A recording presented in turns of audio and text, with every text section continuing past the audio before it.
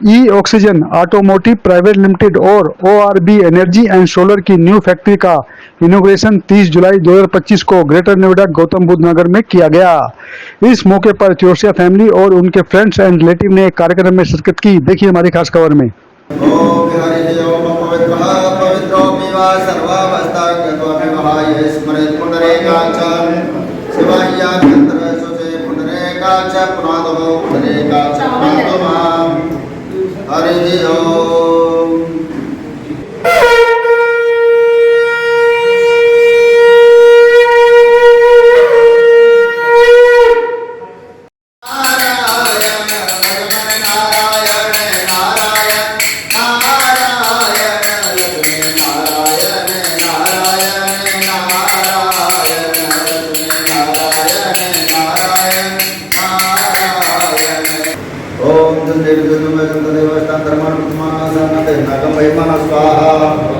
ओम हरि ओम हनुमते नमः स्वाहा। ओम रामाय नमः स्वाहा। ओम सूर्यमते नमः स्वाहा। ओम चंद्रमते नमः स्वाहा। ये कहाँ पर हम लोग हैं और कौन सी कंपनी है और ये सब काम क्या शुरू होने वाला है यहाँ पर?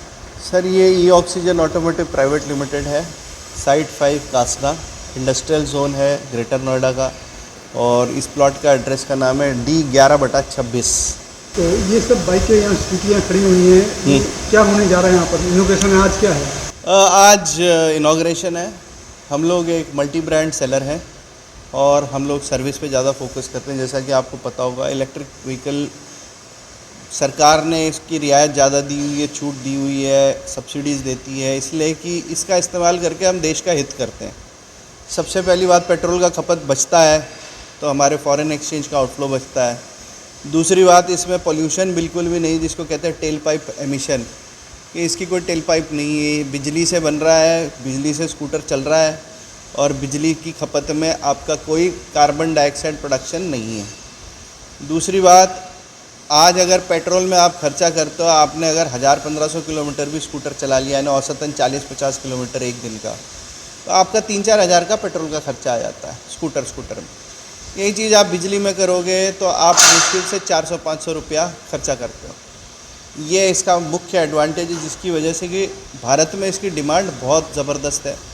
आप एवरेज मिडिल क्लास को देखोगे, आपने देखा होगा कि मिडिल क्लास के पास पैसा हमेशा लिमिटेड रहता है, तो ये उसको और ऑप्टिमाइज़ करती है। और बताइए सर। अच्छा, इनकी ये यहाँ स्कूटियाँ खड़ी हैं, इनकी कॉस्ट क्या है? अगर कॉस्ट की बात की जाए, मान लो एक सर अगर पेट्रोल का की खर्चा देखो, पेट्रोल का स्कूटर 78,000 से चालू हो जाता है, जिसमें रजिस्ट्रेशन कॉस्ट, इंश्योरेंस एक्स्ट्रा है। आप कान ऐसे पकड़ो या वैसे पकड़ो, आपको औसतन 80-85 हज़ार का खर्चा आ जाता है। इसकी स्टार्टिंग प्राइस अगर आप लेड एसिड बैटरी पे लोगे तो 40-42 हज़ार की है, विच इज़ नियरली 50%, 50% पे आपको मिल रहा है।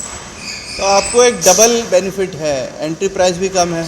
अब मेरे को अपनी पुत्री के लिए लेना है, पुत्र के लिए लेना है, बच्चा पढ़ने जा रहा है, तो इसका एडवांटेज है कि एक तो स्पीड लिमिट है, एक्सीडेंट होता नहीं है। स्पीड लिमिट कितनी है इसकी?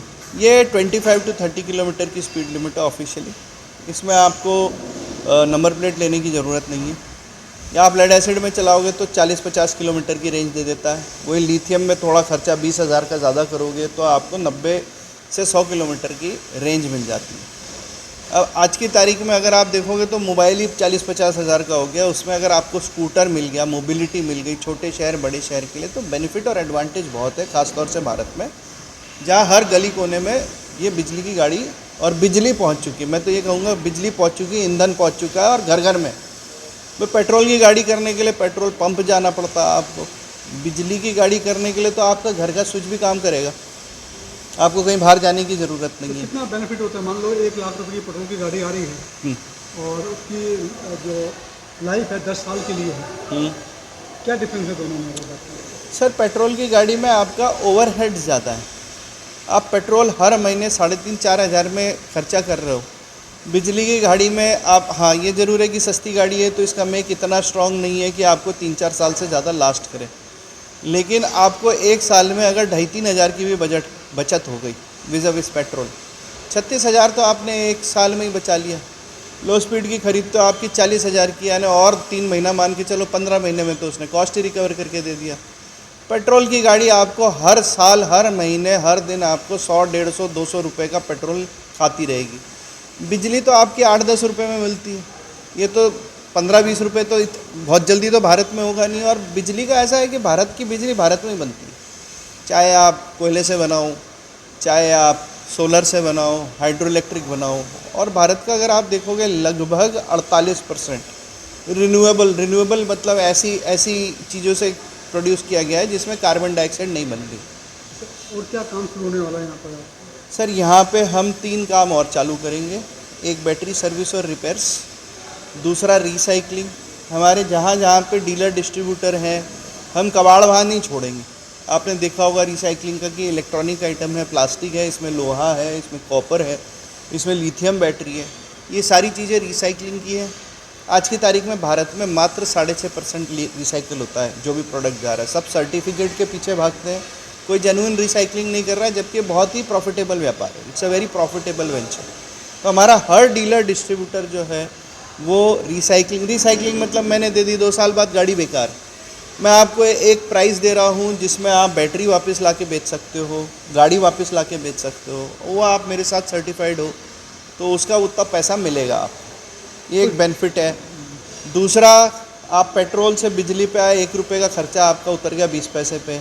हम सोलर भी इंट्रोड्यूस कर रहे हैं। सोलर आप जैसे ही कर लेते हो छोटे शहर में जहाँ रूफटॉप आपकी खुद की है, आपकी छत आपकी खुद की है, तो आज सूर्य का ईंधन तो जीरो है, ये तो आने वाले बिलियंस ऑफ ईयर्स तक रहने वाला है। तो आप चलाओ ना, मुफ्त में गाड़ी चलाओ। तो सर इसके कोई जैसे इंश्योरेंस होता है, फाइनेंस का ऐसा कुछ है? जी हाँ, फाइनेंस होता है सर, लेकिन ये ऑटोमोबाइल फाइनेंस में नहीं है, कंज्यूमर फाइनेंस में आता है। जैसे आपका टीवी का फाइनेंस हो रहा है, रेफ्रिजरेटर का फाइनेंस हो रहा है, वो भी एवरेज अगर आप देखो एसी आज 35-40 हज़ार का स्प्लिट आ जाता है, उसी प्राइस की ये स्कूटी है। उसी कंपनियां कर रही है, बैंक कर रही है, कौन कर रहा है? सर NBFCs करती हैं। बैंक्स नॉर्मली 1,00,000-1.5 लाख के नीचे फाइनेंस करना नहीं चाहते, वो सिक्योर्ड फाइनेंसिंग चाहते हैं। वो नंबर प्लेट वाली गाड़ी होगी तो सिक्योर्ड करेंगे। नंबर प्लेट की कोई भी बिजली की गाड़ी अगर आप देखो तो 60-70 हज़ार के नीचे तो मिलती नहीं है, सबसे पहली बात। आज जैसे हीरो का भी केस ले लेते, उसने 44 हज़ार की गाड़ी लॉन्च की है, लेकिन जो हिडन कॉस्ट है कि वो उतना ही पैसा ले रहा है जितना पेट्रोल की गाड़ी का ले रहा है, वो स्वैपेबल बैटरी दे रहा है, तो फ़ायदा तो आपको मिला ही नहीं उसका। मेरा नाम विकास गुप्ता है। विकास जी, ये यहाँ पर जो हम आए यहाँ पर नोएडा के अंदर, ये स्कूटियाँ यहाँ खड़ी हुई हैं, तो ये आप यहाँ के ओनर हो?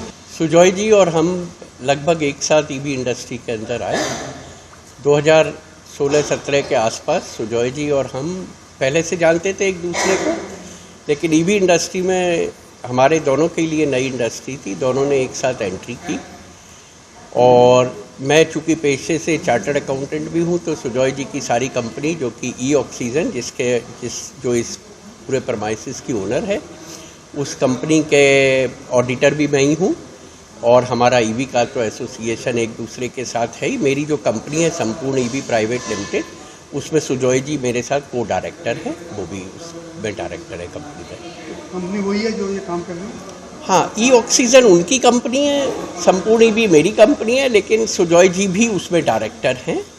मैं इसमें डायरेक्टर नहीं हूँ, लेकिन मैं इनकी ई-ऑक्सीजन का चार्टर्ड अकाउंटेंट हूँ, ऑडिटर हूँ। वो सहयोग कर रहे हो? हाँ जी, हम एक दूसरे के साथ मिलके एक लंबे पीरियड से 2017-18 से काम कर रहे हैं। इससे क्या लगता है, आज जो अगर हम देश की बात करें तो कहीं ना कहीं पोल्यूशन पूरे देश में है, समस्या है, खड़ी हो रही है, तो मोदी सरकार भी कह रही है पोल्यूशन को दूर करे, तो क्या वही मुहिम के थ्रू ये सारा काम हो? देखिए, इलेक्ट्रिक व्हीकल अगर मैं आज की तारीख में बात करता हूँ तो इलेक्ट्रिक व्हीकल पॉल्यूशन के लिए सरकार भले ही प्रमोट करती है, लेकिन आम जो जनता है वो पॉल्यूशन से बचने के लिए नहीं लेती है। उसको कोई फ़र्क नहीं पड़ता है कि पॉल्यूशन हो रहा है कि नहीं हो रहा है। ये जो अभी जो प्रचलित इलेक्ट्रिक व्हीकल है जो कि लो स्पीड में, जो लगभग 5 लाख व्हीकल पर मंथ बिकते हैं ऑल ओवर इंडिया में। हाँ जी, पूरे भारत में 5 लाख व्हीकल पर मंथ बिकते हैं, यानी कि 60 लाख के आसपास व्हीकल साल में बिकते हैं। इनका ना रजिस्ट्रेशन होता है, ना इंश्योरेंस होता है, ना रोड टैक्स, लाइसेंस, हेलमेट तक भी रिक्वायर्ड नहीं होता है। ये व्हीकल का जो ग्राहक है वो सिर्फ और सिर्फ वो वाला ग्राहक है जो रोज़ 100 रुपये का पेट्रोल डलवा के अपने काम पे जाता है और अगले दिन उसे दोबारा से 100 रुपये का पेट्रोल डलवाना होता है, जिसकी एक दिन की रनिंग 40 से 50 किलोमीटर आना जाना होती है, उसको तकलीफ़ होती है 3000 रुपये महीने का पेट्रोल डलवाने में। ये गाड़ी उसका एक बहुत ही अच्छा बेहतरीन सॉल्यूशन है। पहली बात, वन टाइम बाइंग कॉस्ट में ये बहुत ही कम लागत में आ जाती है। जो पेट्रोल की गाड़ी जो कि 1 लाख प्लस में आती है आज की तारीख पे, अगर मैं स्कूटी की बात करता हूँ, बाइक्स तो और भी महंगी होती है, उसके कंपैरिजन में इलेक्ट्रिक वाहन करीब 40,000 रुपये से शुरू हो जाता है। और पेट्रोल वाली गाड़ी, आप अगर स्कूटी जो कि ऑटोमेटिक वाली है, अगर उनकी बात करते हैं 35 से 40 की माइलेज देती है, इससे ज़्यादा माइलेज देती नहीं है। बिटवीन 100 रुपये रोज़ का पेट्रोल चाहिए अगर आप लगभग 40 किलोमीटर आना जाना कर रहे हैं अपने काम के लिए, अपनी नौकरी के लिए। जबकि इलेक्ट्रिक व्हीकल एक बार चार्ज होने के बाद करीब 65 किलोमीटर चल जाता है। एक बार चार्ज होने की लागत आती है 15 से 16 रुपये एक बार चार्ज होने की। तो 15-16 रुपये में आप 65 किलोमीटर चलते हैं, वहाँ 100 रुपये में आप 40 किलोमीटर के आसपास चलते हैं। 400-500 रुपये महीने का खर्चा। हाँ, तो 400-500 रुपये महीने के खर्चे पे प्लस भारतीय ग्राहक क्या है ना, समझदार ग्राहक है, उसको दोनों चीज़ें चाहिए। उसको वन टाइम एक्विजिशन कॉस्ट भी कम चाहिए और उसको रनिंग मेंटेनेंस और जो उसकी स्पेयर्स की कॉस्ट है वो भी कम चाहिए।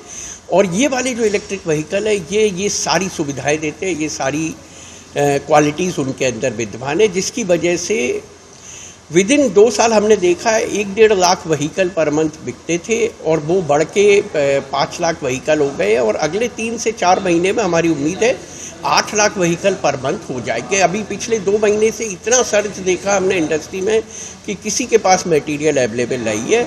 जितना मटेरियल भी आपके पास खड़ा होता है, सुजॉय जी अगर चाहेंगे तो कल ये गाड़ी सारी उनकी बिक सकती है, इतना डिमांड है आज की तारीख में। इनकी लाइफ क्या होती है गाड़ी की? देखिए, इनकी शेल लाइफ अगर आप ठीक से यूज़ करते हैं तो शेल लाइफ में कोई प्रॉब्लम नहीं है। जैसे नॉर्मल स्कूटर 5 से 10 साल बहुत आराम से चलता है, वैसे ये भी चलता है। बैटरी ज़रूर एक ऐसा कंपोनेंट है जिसको आपको बदलना पड़ता है। अगर लेड एसिड बैटरी आप यूज़ कर रहे हैं तो बहुत अच्छे से आप यूज़ करेंगे तो हद से 2 साल चल जाएगी। अगर आप लिथियम बैटरी यूज़ कर रहे हैं, अच्छे से यूज़ करेंगे, करीब 4 साल चल जाएगी। उसके बाद आपको बदलना पड़ता है, बट बदलने की लागत भी बहुत ही कम आती है। अगर लेड एसिड की मैं बात करता हूँ तो जो पिछली बैटरी है उसकी रीसेल वैल्यू मिल जाती है करीब 3-3.5 हज़ार रुपये की, और करीब 12,000 रुपये में नई बैटरी का सेट आ जाता है। तो अगर मैं 3-3.5 हज़ार रुपये उसमें से माइनस कर देता हूँ तो मोटा मोटा 2 साल 1.5 साल के अंदर आपको 8,500 हज़ार रुपये का खर्चा आता है। बट जिस हिसाब से आप बचत कर रहे हैं, महीने की आप करीब 2500 रुपये की ज़रूर बचत कर रहे होते हैं, तो 3 महीने की लागत में आपके पास आ जाती है, एक नया सेट बैटरी आ जाता है, जो कि आपको 15 से 18 महीने बाद बदलना पड़ेगा। सरकार की तरफ से कोई इसकी लाइफ टाइम मतलब समय सीमा निर्धारित की गई है, अब इतने समय चलेगी? इसकी सबसे बड़ी खास बात यह है कि इसके ऊपर किसी भी तरीके का कोई पॉल्यूशन का या किसी तरीके की कोई रेस्ट्रिक्शन नहीं है, कोई समय सीमा नहीं है। आप कितने भी लंबे पीरियड तक इसे चला सकते हैं।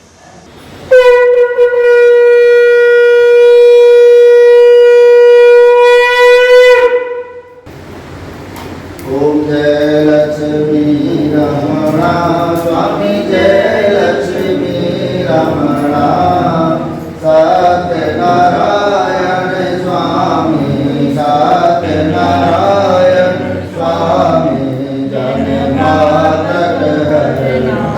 ओम जय लक्ष्मी रमणा रतन जड़ित सेनासन आदे बोध जावे